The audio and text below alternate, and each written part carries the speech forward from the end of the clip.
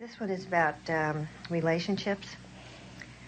I've worked with the Abraham principles over the years, and there have been many people that have vibrated right out of my life because my energy was no longer a match for their energy.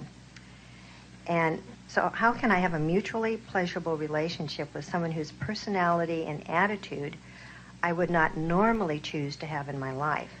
But for particular family reasons, I have a strong desire and need to interact with this one. So in addition to attending good feeling interactions between us, what else can I do to ensure continuous pleasant experiences with this one this next week and in the years ahead? And an add-on to that is, are we always responsible energy-wise for the way someone treats us or interacts with us? Yes, always. I thought you'd say that. In relationships where you are interacting with others, especially close-up relationships, it's harder to accept that you are the creator of your own reality because here's this other bugger clearly creating. And sometimes as they offer things to you that don't feel so good, you'd like to give them some of the credit. In fact, many of you would like to give them all of the credit, because if they would behave better, you would feel better, and we don't disagree with that.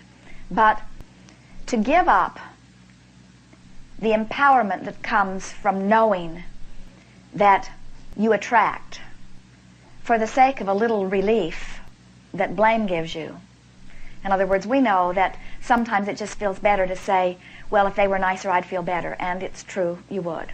But to say, it's up to me to choose the way I feel about all things gives you utter empowerment. And the more you apply it and play the game of reaching for the positive aspects, the more you realize the creative control you have in your experience. Esther had a really funny experience that happened at the last workshop. She was feeling the flow of the workshop. She's not really focused upon the words that are being spoken so much as feeling the energy of the flow. And she was feeling very, very good. She felt like she was flying, sort of soaring. And as she went at the end of the workshop, we'd been talking about the value of fun and making the best of each moment and that sort of thing. And Esther got on an elevator. Now, at the same hotel was another group of people that were meeting for a totally different reason. And Jerry and Esther had noticed this group of women moving about and had found them to be very pleasant. But the energy of that group was very different from the energy of this group. They had very different intentions and motives involved in their meeting. And so Esther had sort of been noticing them, but she had not thought much about them other than that they were there, and other than that during the segments that both groups were sort of mixing together. But Esther had not concluded anything strong for or against them. And coming from the gathering, she was thinking about how fun this group of people is that had gathered around her at this seminar. And she got on the elevator, and as the elevator door closed, Esther looked around and realized that she was one of 10 people on the elevator, and the other 9 were all part of the other group. It was a hotel with many floors, and someone said, "What floor would you like?" She was going to drive the elevator for everyone. And Esther said, "Lingerie, please." And all of the other women began to laugh. Esther had already pushed her button for the top floor. And the other women began to laugh. And Esther felt so satisfied as she was bathed in the energy of that laughter. In other words, it felt fun that they were playing together, even though they did not know one another. And then one of the other women said, "I would like to go to the bargain basement."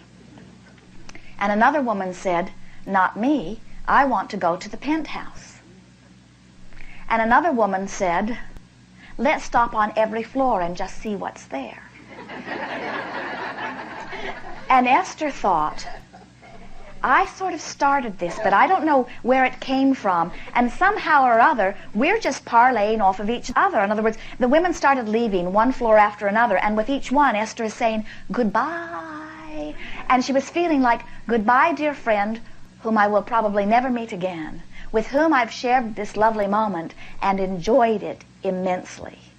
In other words, there was something about being in that place of pure positive energy, and whatever they were doing, they were there too. And so together, they just had this moment in time. Now, anybody who wasn't there and who wasn't playing with it would have a hard time feeling the intimacy of it and the fullness of it. But Esther got off of the elevator feeling like she had new friends all over the world that she had not even begun to tap the resources. And it was easier for her to evoke that perfect moment in time from a room full of strangers than it ever would have been from a room full of people that she knows. Because when you get on an elevator or in a life situation with people you know, your expectation of them almost always gives you a repeat of whatever you've lived before. So there's something awfully refreshing about evoking newly and discovering the power of your ability to attract. We would encourage you to begin by saying to yourself, I'm going to start noticing my ability, my power of attraction. And begin it with strangers. In other words, start playing on elevators. Start talking to people in the grocery store. Start making a decision that from a place of no expectation, you're going to see what your point of attraction is. And what you begin to notice is people are nice to you everywhere. Your point of attraction, when it is absent of negative expectation, is in a very, very good place. So wonderful things come from wonderful people everywhere you go. People yield for you in traffic. Esther loves it when she looks in the rear view camera when she's wanting to change lanes, only to see that someone is blinking their lights at her saying, I'm waiting for you to come over. Come on over. And Esther has a little button on her steering wheel where she can blink back, which means thank you very much. She wishes that she had a big neon sign that would flash a big blinking heart that says, I love you too. In other words, there are people all over the world that are just wanting to dance in a joyful way. And when you are as you are and you get into this rhythm of well-being, then it shows up everywhere except where you don't expect it to show up. And so the tricky thing about what you're asking here is that you've already given a sort of pronouncement. You already sort of know who this person is. You've already noted that you don't quite jive. And so you got to forget that you don't jive in order to ever jive. And what you have to begin to realize or remember is that you have jiving points, matching points, with every single human on this planet. In other words, there's not one with whom you have not many more points of harmony than less points of harmony. So as you start playing the game with strangers, then you can start playing it with these hard cases, so to speak.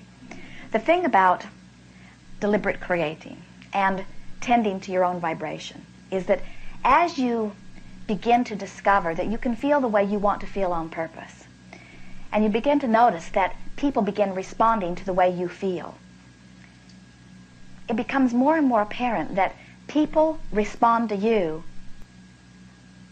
in the same way you respond to them. We've never seen you have a strong opinion of not liking someone without them having the same strong opinion about you. In other words, you have taught one another your vibration. And so when you decide that you're going to change your vibrational stance relative to someone, you have to rebuild your relationship with them from the ground up. You cannot keep repeating what is and change it. You have to start over. And the way you start over is by getting a notebook and listing the positive aspects that come to mind most easily and amplifying them in your mind. You have to retrain yourself. You have to learn how to activate a different part of them in you. And the thing that's tricky about deliberate creating is that you don't think that you were vibrating there before they showed that part to you. And in some cases you weren't. You were born into families. You were hired into situations. In other words, there's a whole lot of stuff going on all around you. And as you become an observer of something that you don't want, and you don't realize that you are early on by feeling the hand on the stove so you don't withdraw from it, sometimes you let things get activated within you before you've even realized that you've done it, and then it feels like there's hardly anything that you can do about it because they keep showing it to you, you keep seeing it, they keep showing it to you, you keep seeing it. And you say, well, if they'd stop showing it to me, I'd stop seeing it. And we say, if you'll stop seeing it, they'll stop showing it to you. And you say, you mean that characteristic will go away from them? And we say, no. But they can't give you one radio station while you have activated another. So if you, when you're not with them, are activating other things within you, you will begin bringing different things from them. It depends upon what's activated within you and the timing of your rendezvous. Now, this is what we wanted to come around to. The timing of your rendezvous has to do with what's most activated within you. Everyone has many different characteristics. So if you work to activate a characteristic that feels good to you, the universe will help you to rendezvous with them when they are ready or able to present that. You'll help to solicit it from them, but they will be more ready on the spot to deliver it anyway, you see. So that, like meeting with strangers on an elevator that are ready to play, it was all because they were in that vibrational vicinity even before any of them got there. You're not going to jump into the middle of something and change the mood of it like that by intensely holding your focus. Instead, what you're wanting to do is practice it so that you can allow the universe to deliver to you the timing of the rendezvous. Because there are people out there who are going to have traffic accidents. There are people out there that are going to have playful fits on elevators. And how they line up with you has to do not with them as far as you are concerned, only with your vibrational stance. So, of course, the more playful you are and the more joyful you are, then the more you line up with more of those kinds of things. But as it regards deliberately intending to interact with a specific individual in a different way than you have before, you have to activate within yourself consistently a different vibration than you have been activating. And they will become a different person for you. Are you stepping on their creational toes? No, because they are that person anyway. You're just lining up with a different aspect of them. Sort of like Esther's relationship with weather. She wants it to rain everywhere she goes so that it is beautiful and the land is happy. She just doesn't want any of the rain to fall on her. And the universe can accommodate that. In other words, the universe can accommodate that because it's all about timing, isn't it? And timing is about your inspiration to move, your inspiration and your ability to interact within the inspiration. Timing is about getting an impulse and following it at the precise time. You ask for the advanced course. I'm getting it. Be playful. We really make too much of all of this. You could have one sentiment that you leave this gathering with, and it would serve you for the next 20 years of delicious, deliberate creating. And that would be, I'm just going to start making the best of things. I'm going to make the best of this person. I'm going to make the best of this conversation. I'm going to take that comment that was offered to me, and I'm going to make the best of it. I'm going to make the best of this meal that I'm eating, even though I've eaten better. I'm going to make the best of this bed that I'm sleeping in, even though I've slept in better. I'm going to make the best of this bumpy road, even though I've driven on smoother. I'm going to make the best of it. I'm going to make the best of it. I'm going to make the best of it. And as you do, more of the best of more of the things start rendezvousing with you. The alternative, the opposite, is saying, I'm not liking what I'm rendezvousing with. It needs to change. And then you get so frustrated because it won't change. It doesn't even know how to change.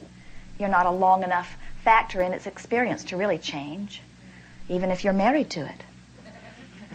Really. Good. Thank you very much. Yes, indeed. Yes, indeed.